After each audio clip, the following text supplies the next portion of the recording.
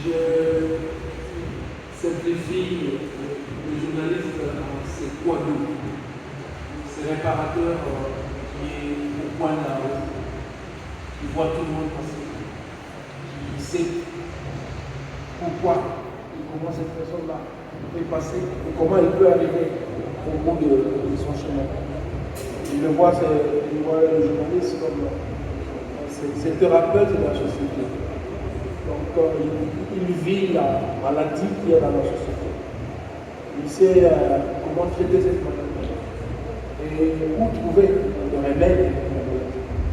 Donc c'est un rôle un peu flou, un peu clair, que ces messieurs-là qu'on appelle journalistes. Quand nous entrons dans les définitions scientifiques, ou même quand nous entrons dans la définition des lois, par exemple, on dit c'est cette personne qui vit de la collecte, du traitement et de la diffusion de l'information. Ça, c'est. Quand je rentre dans la société, je me retrouve au journaliste.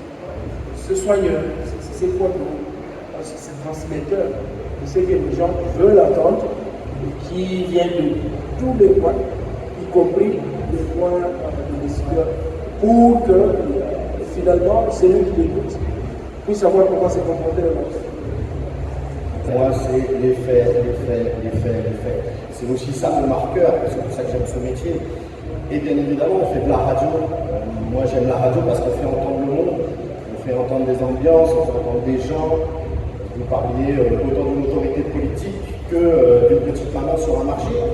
C'est difficile d'interviewer les gens. Souvent, les gens ont peur de la radio, ont peur de parler au micro. Donc, notre savoir-faire, il vient aussi de là.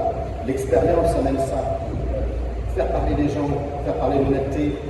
Moi, je me méfie énormément d'une chose, c'est qu'on est en train de confondre depuis quelques années le journalisme et l'éditorialisation de la société. Moi, je ne suis pas éditorialiste. Mon avis apporte peu. Bien évidemment, j'en ai un. Mais ce n'est pas ça mon boulot, ce n'est pas ce que je dois faire entendre à l'antenne. Et je pense qu'on en a encore plus besoin aujourd'hui, vraiment d'être factuel. Et ma contrainte professionnelle, comment je conçois mon métier, c'est mon rôle d'aller chercher et des autorités, et des opposants, et des gens dans la rue. Et puis c'est tout ça, faire entendre une voix. Moi, sur RFI, on a la chance d'être diffusé beaucoup en Afrique, partout sur le continent africain, on vient ici à Goma. Mon intérêt, c'est de faire entendre la société de Goma. Mais c'est aussi surtout que nos auditeurs à Bamako, à Dakar, comprennent ce qui se passe. La télévision nationale congolaise, en fait, il y a une nette différence.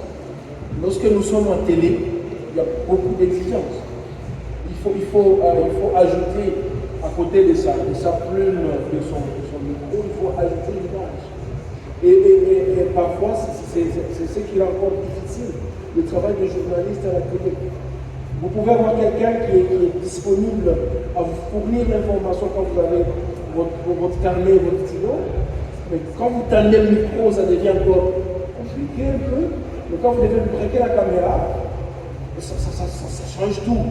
Et donc, quand on nage dans un monde où, d'abord, nous sommes dans un environnement qui est essentiellement analphabète, la plupart des populations n'ont pas assez de niveau d'études. Alors, quand vous voulez chercher l'information pour la radio, oui, à un moment, ils peuvent dire, bon, on ne le fera pas.